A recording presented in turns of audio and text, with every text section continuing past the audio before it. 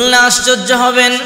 আল্লাহর নবী বিশ্ব নবী মুহাম্মদুর রাসূলুল্লাহ সাল্লাল্লাহু আলাইহি ওয়াসাল্লাম যেদিন হিজরত করে মক্কা থেকে মদিনার মধ্যে গেলেন, আব্দুল্লাহ ইবনে সালাম রাদিয়াল্লাহু তাআলা বলেন, আমি তখন ইহুদি ছিলাম। আল্লাহর নবীকে দেখবার জন্য হাজার হাজার মানুষ চলে এলো। আমি আব্দুল্লাহ ইবনে সালামও শুনলাম মক্কা থেকে একজন মানুষ আসলো, নাম তার মুহাম্মদ নবী দাবি করে। আমি নিজেও দেখবার জন্য গেলাম। যাওয়ার পরে আল্লাহর পয়গম্বরকে সবার সামনে তিনটা প্রশ্ন করলাম। আমি বললাম, ওগো নবী, যদি সত্য নবী হয়ে থাকেন আমার তিনটা প্রশ্নের জবাব দিবেন। আমি তিনটা প্রশ্ন করব, প্রতিটা উত্তর আসমানি গ্রন্থ থেকে দেওয়া লাগবে। যদি সত্য নবী হন দিতে পারবেন, মিথ্যা নবী হলে দিতে পারবেন না। আল্লাহর পয়গম্বর তখন বললেন, রে আব্দুল্লাহ ইবনে সালাম, যদি জবাব দিতে পারি কি হবে? আব্দুল্লাহ ইবনে সালাম তখন বললেন, আল্লাহর কসম করে বলি, জবাব দেওয়ার সাথে সাথে সবার সামনে কালিমা পড়ে আমি আব্দুল্লাহ ইবনে সালাম মুসলমান হয়ে যাব। এমন তিনটা প্রশ্ন শুনলে আশ্চর্য হয়ে যাবে। ফালাম্মা হাজারান নবী মিন মক্কা ইলাল মাদিনা ফাইনতাফাতিন নবী ইলাইহা মাররাতান বা'দা মাররা ফাফাদাত আইনাহু বিদ্দুমু। আল্লাহর নবী যেদিন হিজরত করে মক্কা থেকে মদিনায় যায়, আল্লাহর পয়গম্বর কলিজাটা ভেঙে খান খান হয়ে যায়। আহারে, যে মক্কার মধ্যে বড় হয়েছি, যেই মক্কায় আমার জন্ম, যেই মক্কায় আমার বাবার বাড়ি, দাদার বাড়ি, দাদির বাড়ি, যেই মক্কার আলো বাতাসে বড় হয়েছি, ওই মক্কা সারিয়া কেমনে যাব? পয়গম্বর সহ্য করতে পারে না। ফাইনতাফাতিন নবী ইলাইহা মাররাতান বা'দা মাররা, এক কদম মদিনার দিকে যায়, আরেক কদম লাফ দিয়ে মক্কার দিকে চলে আসে। আল্লাহর নবী একটু যায় আবার চলে আসে। আবু বকর সিদ্দিক রাদিয়াল্লাহু তাআলা আনহু বলে, ও পয়গম্বর, চলেন চলেন, তাড়াতাড়ি চলেন। আল্লাহর নবী কয়, আবু বকর, এই তো সেই কাবা, যে খাবারের সামনে নামাজ পড়লে কলিজা শীতল হইতো, কোরআন তেলাওয়াত করলে কলিজা শীতল হইতো। জানি রে আবু বকর, আবার কবে আমার আশা লাগে, দাঁড়াও 2 রাকাত সালাত আদায় করে নেই। লাভ দিয়ে বাইতুল্লাহর কাম গিলাফে দৌড়িয়া আল্লাহর পয়গম্বর চোখের পানিগুলো সারিয়া সারিয়া কান্না শুরু করে দিল। বাইতুল্লাহর চাবি ছিল উসমান ইবনে তলহার হাতে। আল্লাহর পয়গম্বর গেটের সামনে গিয়ে বলে, উসমান ইবনে তলহা, চাবিটা দাও, একটু ভিতরে ঢুকি, 2 রাকাত নামাজ আদায় করব। উসমান ইবনে তলহা বলে, না না মুহাম্মদ, তুমি আমাদের শত্রু, তোমাকে চাবি দেওয়া হবে না। আল্লাহর পয়গম্বর বললেন, আমি চাবির মালিক হইতে চাই না রে, একটু চাবিটা দাও, ভিতরে 2 রাকাত নামাজ আদায় করব।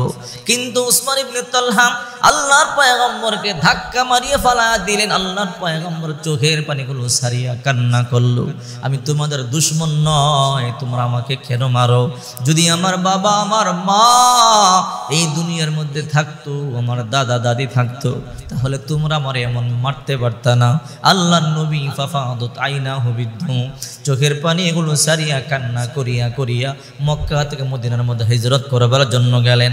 যাওয়ার পরে আবু আইয়ুব আনসারী রাদিয়াল্লাহু তাআলা আনহু বাড়িতে আল্লাহর পয়গম্বর মদিনার ইহুদিদেরকে কালিমার দাওয়াত দিতেছেন, রান্না বান্না চলতেছে মেহমানদারি করবার জন্য। আব্দুল্লাহ ইবনে সালাম তার গোলামকে বললেন, আমি খেজুর কাটতেছিলাম বাগানের মধ্যে, হঠাৎ করে নজর গেল আবু আইয়ুব আনসারীর বাড়িতে আকাশ ছোঁয়া ধোঁয়া দেখা যায়। আমি বললাম, গোলাম যা যা দেখতো এই বাড়িতে কিসের আয়োজন।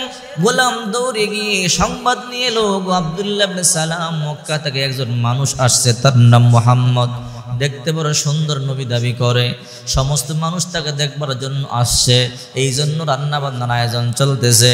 আব্দুল্লাহ ইবনে সালাম বলেন, খেজুর কাটা বন্ধ করি আমিও দৌড়াইয়া চলে গেলাম। লাম্মা কাদিমান নবী আল মাদিনাতা জিতু ফালাম্মা তাবায়ানতু ওয়াজহুহু আরাফতু আন্না ওয়াজহাহু লাইসা বিওয়াজহিন কাযাব। আল্লাহ কসম করে বলি, আমিও গেলাম, ভালো করে মুহাম্মদ সাল্লাল্লাহু আলাইহি ওয়াসাল্লামকে দেখলাম। দেখবার পরে আমার মনে হলো লাইসা বিওয়াজহিন কাযাব, এত সুন্দর চেহারার মানুষ জীবনে কোনোদিন মিথ্যা কথা বলতে পারে না। আমারও বিশ্বাস হয়ে গেল যে এই লোক তো মিথ্যাবাদী হইতে পারে না। দেখেই বুঝলাম এত সুন্দর মানুষ কি করে মিথ্যা কথা বলে। নবীজির কথাগুলো শুনতেছিলাম। আমি 3টা প্রশ্ন করলাম, ইয়া রাসূলুল্লাহ আমি আপনাকে 3টা প্রশ্ন করব, জবাবগুলো আসমানি কিতাব থেকে দেওয়া লাগবে। যদি 3টা জবাব আপনি দিতে পারেন আর কোনো প্রশ্ন করব না, আমি কালিমা পড়ব, মুসলমান হয়ে যাব। আল্লাহর পয়গম্বর বললেন, বলো বলো তোমার 3টা প্রশ্ন কি আমারে বলো। 1 নম্বর প্রশ্ন হলো, ওগো নবীজি কিয়ামতের সর্বপ্রথম আলামত কি? কিয়ামতের অনেক আলামত আছে, সর্বপ্রথম আলামতের সম্পর্কে বলেন। বুখারী শরীফের মধ্যে হাদিসটা আছে। 2 নম্বর প্রশ্ন, জান্নাতীরা যখন জান্নাতের মধ্যে যাবে, জান্নাতীদেরকে কি দিয়ে মেহমানদারি করা হবে, কি খাওয়ানো হবে? 3 নম্বর প্রশ্ন, স্বামী আর স্ত্রীর মিলনের মধ্যে দিয়ে আল্লাহ তাআলা দুনিয়ায় সন্তান দেন। কখনো কখনো সন্তান বাবার সাদৃশ্য পায়, আবার কখনো কখনো সন্তান মায়ের সাদৃশ্য পায়। ও নবী এমন কেন হয়? কখনো বাবার পায়, কখনো মায়ের পায়।